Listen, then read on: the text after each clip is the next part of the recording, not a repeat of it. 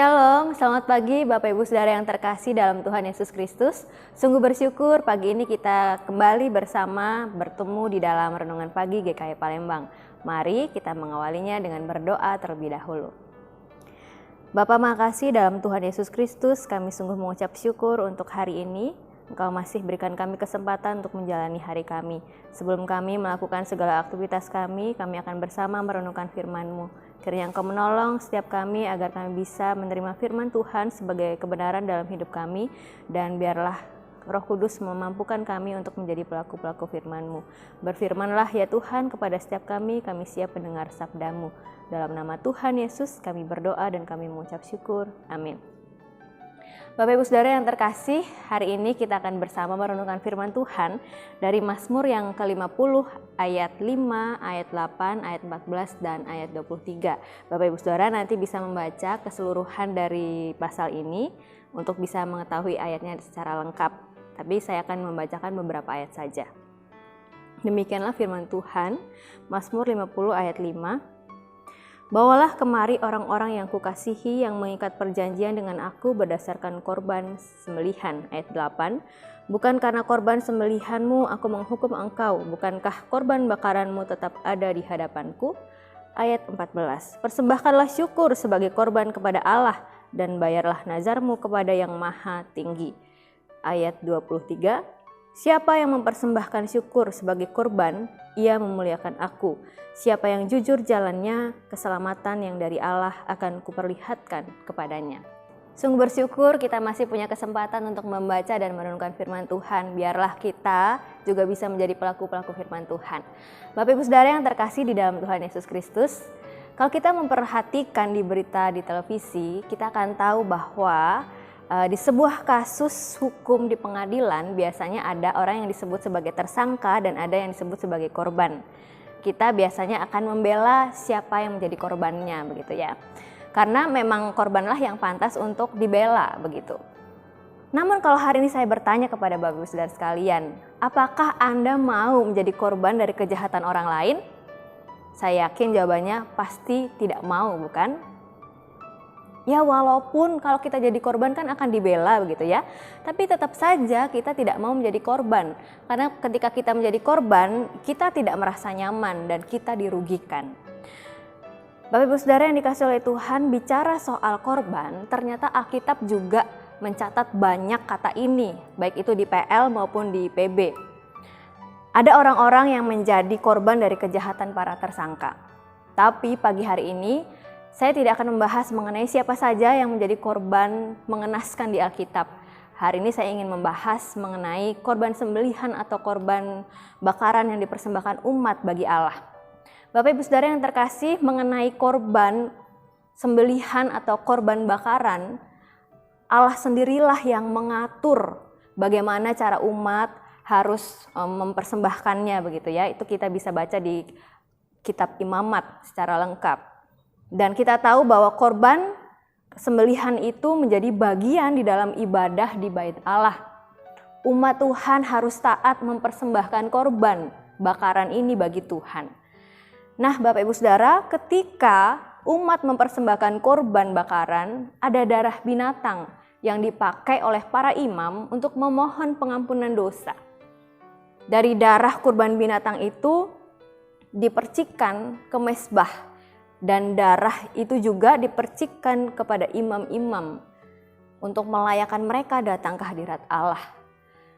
Dari sini Bapak Ibu Saudara kita bisa melihat betapa pentingnya pemercikan darah dari kurban sembelihan di dalam ibadah di Bait Allah dalam proses pengampunan dosa Allah terhadap umatnya.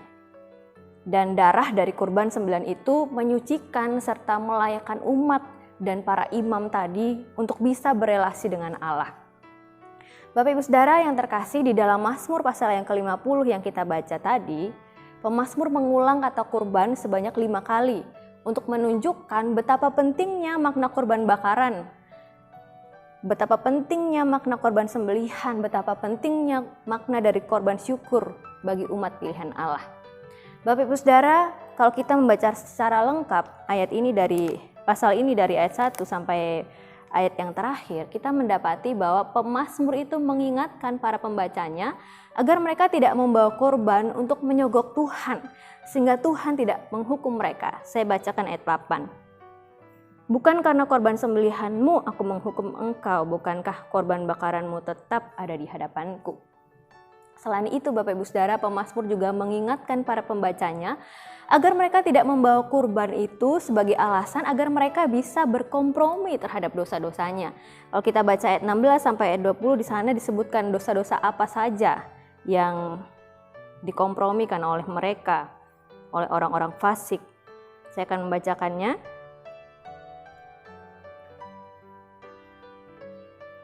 Di ayat 18 di sana dikatakan mencuri, kemudian ada berzina, kemudian berkata-kata jahat, kemudian lidah penuh dengan tipu daya, kemudian memfitnah anak ibunya dari ayat 16 sampai ayat 20. Jadi Tuhan mau supaya ketika mereka mempersembahkan kurban itu bukan sebagai alasan agar mereka bisa berkompromi dengan dosa-dosa itu. Entah itu dosa mencuri, dosa berzina, berkata-kata jahat, lidah yang penuh tipu muslihat, atau memfitnah anak ibunya dan lain sebagainya. Di dalam bagian ini Bapak Ibu Saudara, pemazmur mengingatkan para pembacanya untuk membawa korban itu sebagai ucapan syukur atas kasih Tuhan bagi mereka. Ucapan syukur yang keluar dari hati yang menyembah Allah dalam kekaguman dan rasa hormat kepada Allah. Bapak Ibu Saudara yang terkasih, kalau kita membaca di dalam Perjanjian Baru, Paulus menggambarkan kematian Kristus di kayu salib sebagai kurban. Kristus mempersembahkan darahnya sehingga orang kita dapat diampuni dan diterima oleh Allah.